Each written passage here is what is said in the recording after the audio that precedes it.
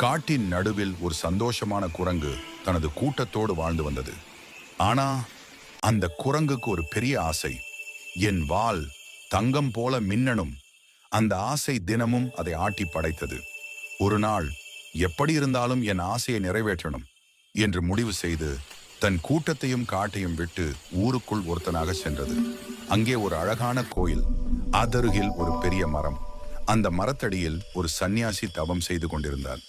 சந்நியாசி கண் திறந்து குரங்கை பார்த்தார். குரங்கே, ஏன் இப்படி சோகமா இருக்கே என்று கேட்டார். குரங்கு சோகத்தோட சொன்னது, எனக்கு தங்க வால் வேண்டும், அதுதான் என் கனவு. சந்நியாசி சிரித்தபடி, உன் வால் நல்லாதான் இருக்கு, ஏன் தேவையில்ல ஆசை என்று கேட்டார். ஆனா குரங்குக்கு கோபம். எனக்கு தங்க வால் வேணும், தயவு செய்து வரம் தாருங்கள்.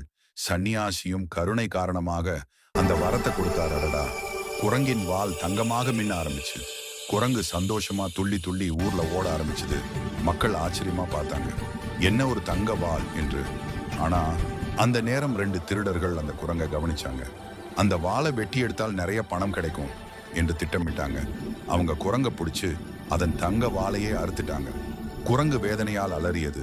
திருடர்கள் தங்கத்தை எடுத்தோடி விட்டாங்க. வாளை இழந்த குரங்கு சோகத்தோடு சொன்னது, அடடா, என் பேராசையாலே எனக்கு இருந்த நல்ல வாளை கூட இழந்துட்டேன். அப்படியே மனவேதனையோடு மீண்டும் காட்டுக்கு திரும்பி போனது. பேராசை இறுதியில் அழிவை தரும். நாம் உள்ளதை மதித்து திருப்தியோடு இருப்பது முக்கியம்.